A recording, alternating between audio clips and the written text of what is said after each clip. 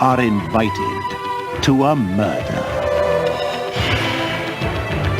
A stranger lies dead in Arlington Grange. There are 6 suspects, but which one is the killer? Could it be Mrs. Peacock, lady of the manor and beautiful society hostess? Perhaps Colonel Mustard, military hero and intimate family friend? Is the Reverend Green a saint or a sinner? Is it Professor Plum, a man with a degree of suspicion? Miss Scarlet, Mrs. Peacock's glamorous stepdaughter? Or Mrs. White, loyal housekeeper and devoted confidant?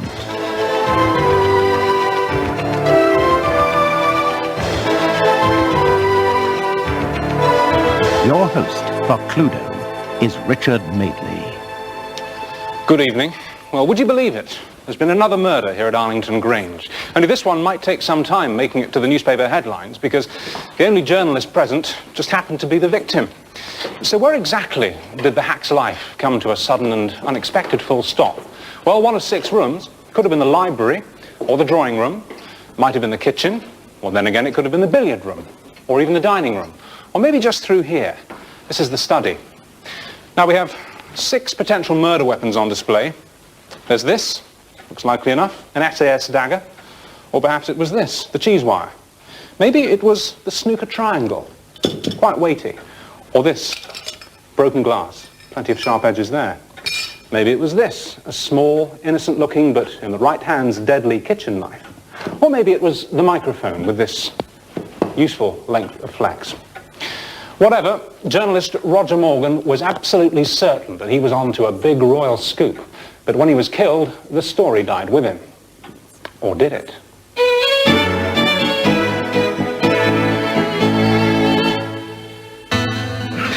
Twister. Princess Catherine would play Twister with your stable lad. And sometimes with Liam, the gamekeeper's son. That's fascinating. Laughed like a drain, she did.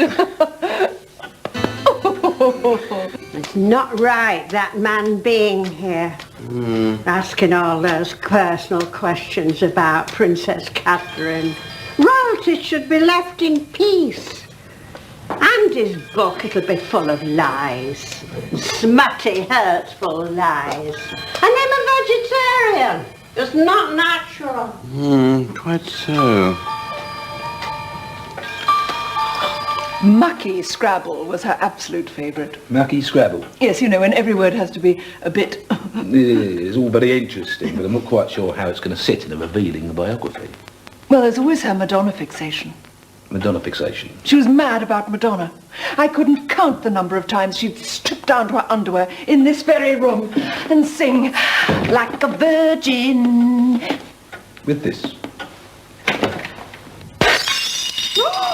I can't concentrate. Here I am, making a passionate mental break for a man I'd rather see dead. Ooh, listen to me. What am I saying? Such unholy thoughts. I'll ring the reverend.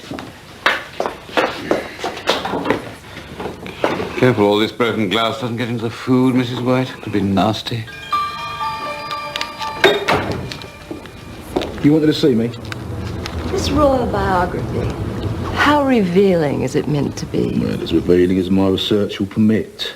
So what you need is something juicy? A story of royal lust and intrigue? The real McCoy? From someone who knows?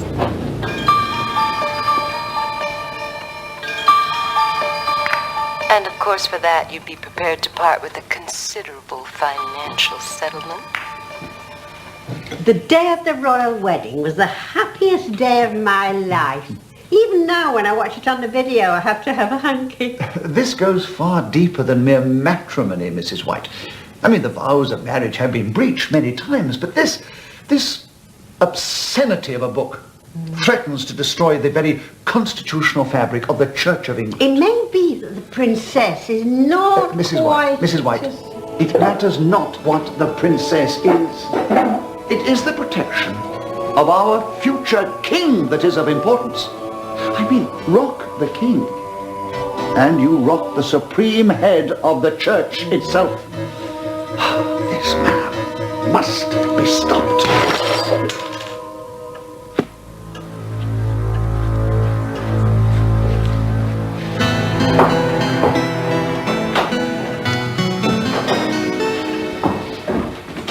Morgan, I think I may have something which would interest you in your biographical research. Well, thanks very much, but I think I've got all I need. Women's tittle-tattle. I think I can do a little better than idle gossip. Dinner. A game or two later on, perhaps. Oh, Mr. Morgan's parsnip bake. Don't worry, Mrs. White. I'll go and bring it from the kitchen. You just carry on serving. I'm sorry, we haven't been introduced. I'm Colonel Mustard. Mustard? Not Colonel Mike Mustard? Yes. Ex-SAS? Yes? With the Royal Bodyguard in the early 80s? Yes, I was. So you must have been in service around the time of young Princess Stephanie's kidnap attempt.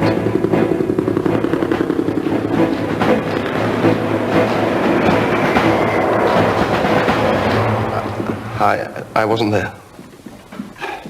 There we are. Parsnip bake. Delicious.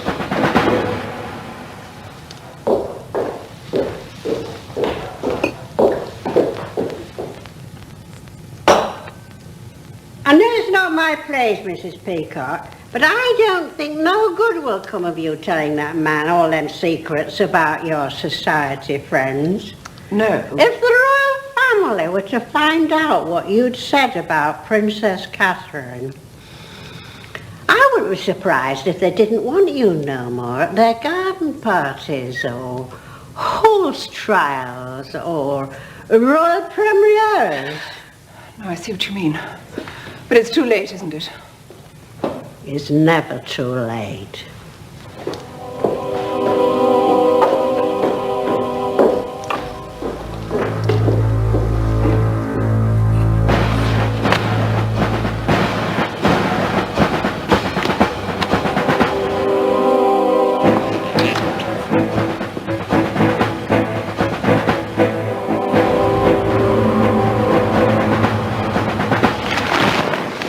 Conversations recorded all over this house.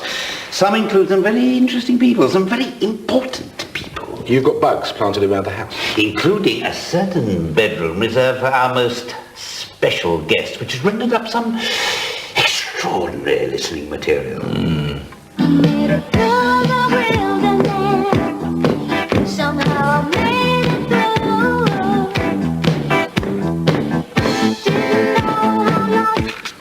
These are all for sale, I take it? Quite. Tell me, how would the other residents of Arlington Grange react to knowing that all their private conversations were being monitored by you? But it's not about them, is it? Only because they don't know. Yet.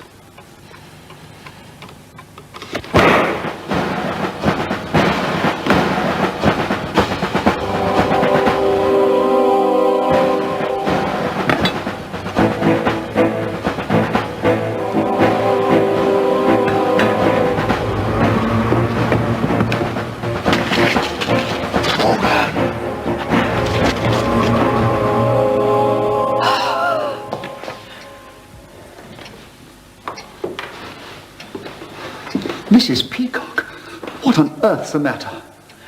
A miracle, Reverend, a miracle. Morgan is dead.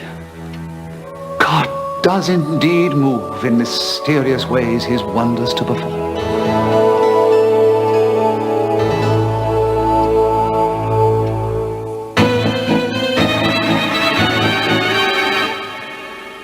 One thing's for sure, Roger Morgan quite literally met his deadline. But what else? Well, we know that his killer used one of these 6 weapons. We've also established that he breathed his last in one of 6 rooms at Arlington Grange. But which one? And his killer is one of 6 suspects, all under investigation. Let's take Miss Scarlett. Did second thoughts persuade her to break the 6th commandment? Haunted by the past, maybe Colonel Mustard put a violent end to Roger Morgan's future. Mrs. Peacock spilled the royal beans. Was it she who spilled the writer's blood? And what of Professor Plum? He had everything taped, didn't he? Maybe he erased